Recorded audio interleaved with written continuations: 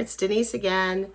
Today's topic is going to be bioidentical hormone replacement therapy, BHRT, in case you haven't heard that one yet.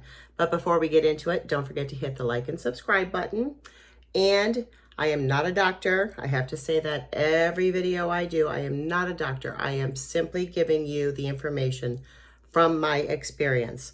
I've been just answering the questions as they come in from folks, hoping that this information helps you. As I had mentioned before, I was not getting the information I felt I needed after my hysterectomy. So let's get into it. I'm sorry about this. I'm still dealing with this sinus thing with this crazy weather. Anyways, bioidentical replacement therapy. For me, that is pellets. And to find out what you need, you have to have a blood test. And for that, you go to your gynecologist or your primary, whoever does your blood work.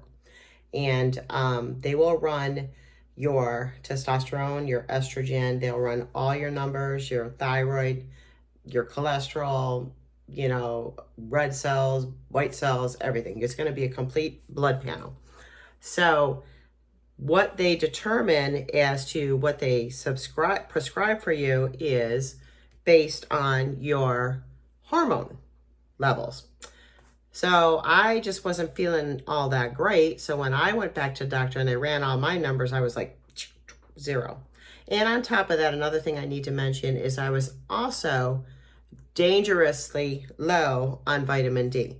So that's why it's important to get your blood work taken care of. My doctor talked to me about the identical hormone replacements, which is, like it says, it's bioidentical to your hormones. It's not what they manufacture, which I don't even want to get into it because it upsets me when I read about this stuff, what they do with that. It's not from another animal. These are manufactured from other other type of natural products to make these hormones. And they're little pellets. So each pellet is a certain percentage of what your body needs. It'd be testosterone or estrogen, and they'll balance it. And for me, which I assume is for everybody, in my glute, my butt cheek, they'll put a little slice. Well, first they numb you.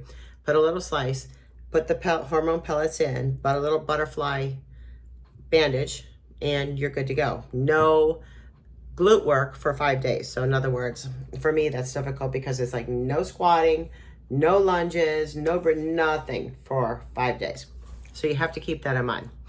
Now, if you have a uterus still, they will generally give you progesterone. They gave it to me to see if it would help me with my sleeping, but oh my God, I felt like I was going to have a period. And I don't even have a uterus. I don't have ovaries. I have nothing. My boobs hurt horrendously. And I said, you know what? This here, I don't feel it's helping me at all. So I went off of it. I've never gone back on it. I've tried it twice now and it's just not for me. It's crazy to me how that can affect your body, these different hormones. So if you have not had a hysterectomy and you're watching this and you have your uterus, that's probably something they will talk to you about. For me, no uterus, no cervix, no ovaries, no fallopian tubes. It's all gone.